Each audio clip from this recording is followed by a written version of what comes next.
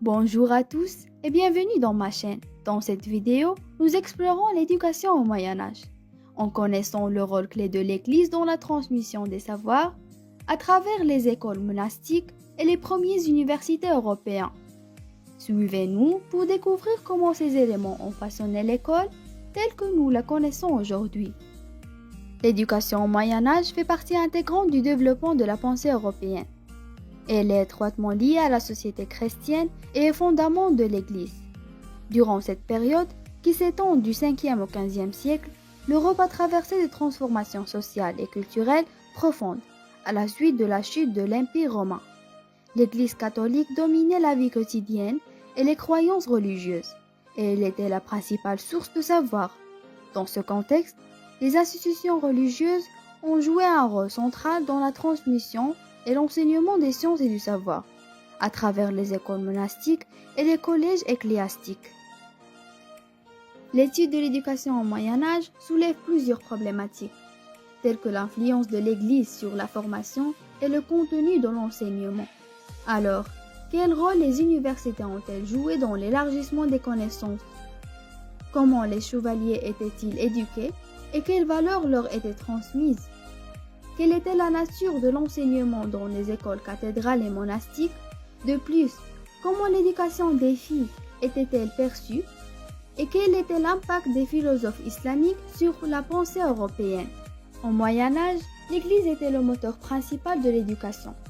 Elle a fondé des écoles cathédrales et monastiques pour enseigner la lecture et l'écriture, en mettant l'accent sur les textes religieux et le latin, avec pour objectif de former des membres du clergé au service de l'Église et à la diffusion des valeurs chrétiennes.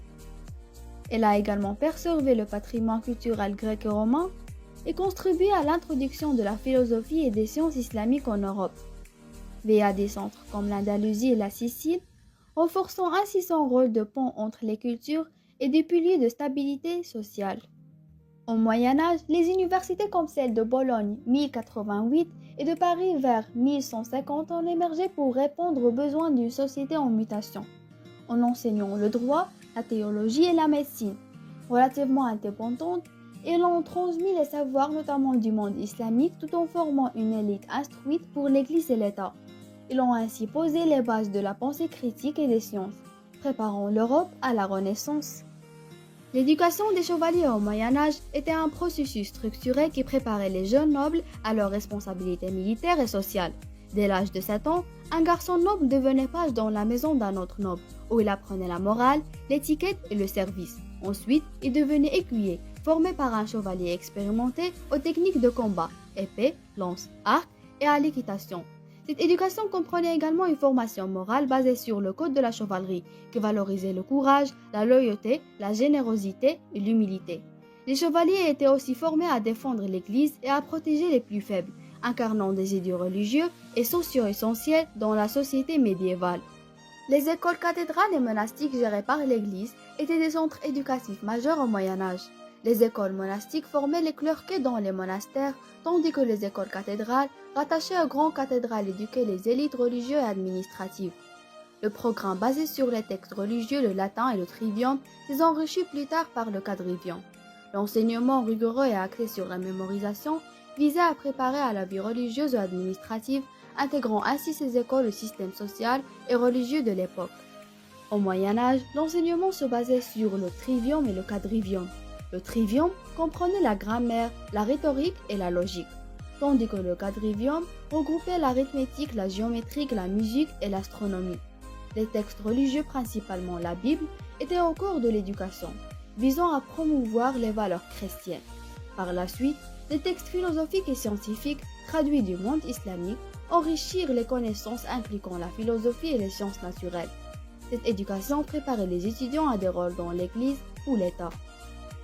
L'éducation des filles au Moyen Âge était limitée, principalement centrée sur les tâches domestiques pour les classes populaires.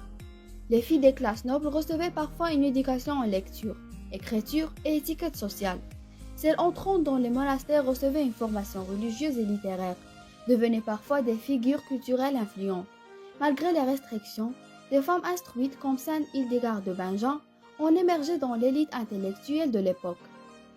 Au Moyen Âge, l'éducation reposait sur la mémorisation, notamment des textes religieux et la répétition constante. Les débats étaient encouragés, surtout dans les universités, pour développer le raisonnement. La méthode répétition consistait à répéter ce que l'enseignant disait. Les punitions physiques étaient utilisées pour discipliner. Ces méthodes mettaient l'accent sur les connaissances de base et la discipline, mais manquaient de stimulation pour la pensée critique.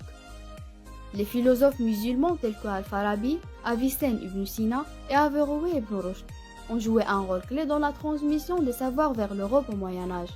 Al-Farabi a permis l'accès aux œuvres grecques, influençant la logique et la philosophie occidentale.